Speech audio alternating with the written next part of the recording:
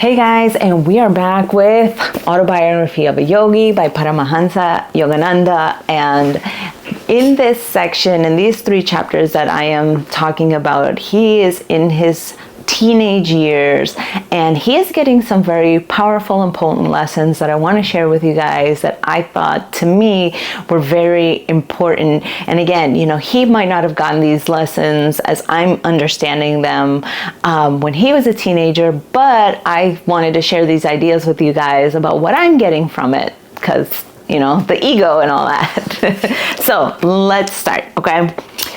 My sons, it is nothing to me to fight tigers. I could do it today if necessary. He gave a childlike laugh. You look upon tigers as tigers. I know them as pussycats. Swamiji, I think I could impress my subconsciousness with the thought that tigers are pussycats. But could I make tigers believe it? Of course, strength is also necessary. One may not expect victory from a baby who imagines a tiger to be a house cat. Powerful hands are my sufficient weapon. So in this lesson, he's talking about how he perceives his opponent, which is a tiger, but also the fact that you have to be strong too. It's not enough to also see your opponent as something that is formidable, that you can take over, but you also have the tools to be able to do it. And I feel like a lot of times we think that, even our own ego or our own self-doubt, that we think something is so big and that if we just change our mindset that everything is going to be okay.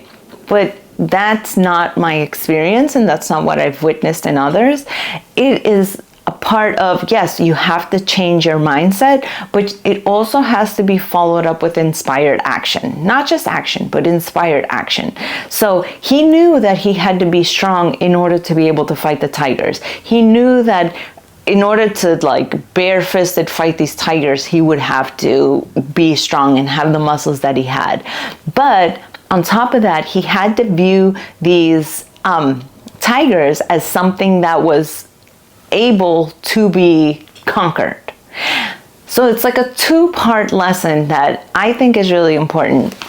Only because, so many times in my life I have sat back and thought, if I could just think differently, if I could just be differently, but it's not just that. It's not just the mindset that has to change. It's also the actions that are behind it that lead you to where you want to be. Manifestation or even creativity, building something in this life, it's not about just wishing it and it's just gonna happen.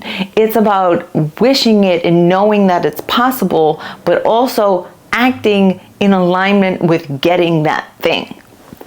And so he's learning that, but in a very fierce and very primal way, when he's talking to the tiger swami. And the tiger swami, everybody knows that tigers can fuck you up. But the tiger swami was like, no, you see it as something that's going to mess you up, but I see it as a pussycat. I see it as a little cat. And just his shift in mindset was able to help him to be the tiger swami, right? Not exotic Joe. That's all I keep thinking about with this entire chapter. And, we often view things even say $100,000. People who live in extreme poverty cannot conceptualize $100,000. But people who are millionaires can conceptualize $100,000 as something that is very small, something that is, easy to acquire. So it's a perspective shift that has to happen in terms of the things that are insurmountable to us, but also the inspired action that goes behind it, whether it's growing muscles, building a business, or starting a YouTube, or whatever the case may be. It's about having the perspective shift of that is possible. And then the second part to this is in the middle of a paragraph. So he's talking about, analogies and stuff like this. But the point of it to me is If the master allows himself to be commanded by a servant, the latter becomes autocratic. The mind is similarly enslaved by submitting to bodily dictation. And for the past 2 weeks, I want to say, I have been doing meditations in the morning because I realize that my body wakes up feeling a certain type of way, like it's exhausted, it's tired, it's been laying still. So my mind feels like crap. But then if I get my mind right, then the body will follow. And so this rang so true for me because it becomes this like chicken and egg deal, right? What comes first, the body or the mind? Which one is it that you want to conquer? Now, here's an analogy, is the 1st of January and you're like, I'm going to the gym, right? And you go to the gym for 2 weeks because your body is ready, you're excited, but then 2 weeks later, your mind is like, fuck that shit, I got other shit I gotta do, and you stop going. Your mind has defeated your body. Let me say that again. Your mind has defeated your body. You have rationalized and reasoned why not to do the thing that you know that you ultimately want. So it's not that your body tapped out, your body's still going, your body's still able to go to the gym, but your mind is the one that has been turning its wheels, convincing you that that's not what you want to do. How many times has that happened to you in life? I'm sure 1,000,000 times. You convince yourself that, oh, just another bite, just another drink, just another night out, just another partner, just another this, just another that. And your mind is the one that's conquering the body, okay? So you have to realize that you need to conquer your mind to be able to control the body. Get it? So what is it like? It's, again, for me, it was always prayer, meditation, communion with God, touching a higher power through these different modalities, and they all work. But when you commune with God and when you commune with a higher power and get your mind right and come out of the, hey, it doesn't matter what the fuck I want. It doesn't matter what my brain is trying to rationalize. It doesn't matter. The body needs to do. Then you just do. But you have to come to a certain point where you're able to wrestle with those thoughts. Again, you have to be able to be conscious that those thoughts are even happening. But then once you're conscious of those, then you wrestle with those, which goes back to wrestling with the ego.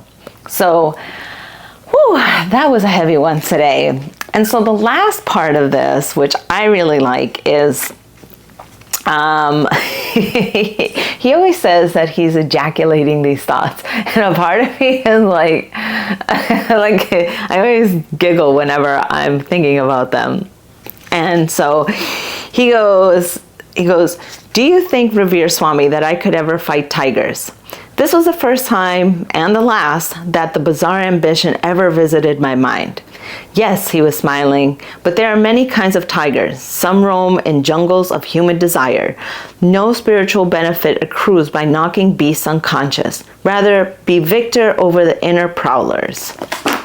Whoa. And again, another one super powerful for me because it's a reminder that defeating the outside things isn't really going to get you to a higher state of being.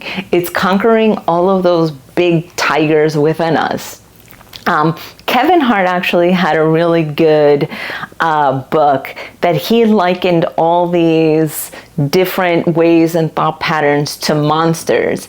And I really like how he puts it, because when you conquer these monsters, it feels like, again, this insurmountable thing. It's like a tiger, right? Where you have to think, hey, this character defect of mine, or whatever it is that you're working on, it's a little house cat. It's not a tiger. I can defeat this. And then you work on doing that over and over again with the different aspects of yourself that you want to wrestle with. And the fact that the kid was like, hey, can I do that one day? The adult was like, yeah, But that's not the point. The point is to defeat the inner demons. And then he goes on to give the story about how he killed his inner demon, and which was a beautiful story. But I'm going to leave it to you to buy the book, okay? This is Autobiography of a Yogi by Paramahansa Yogananda.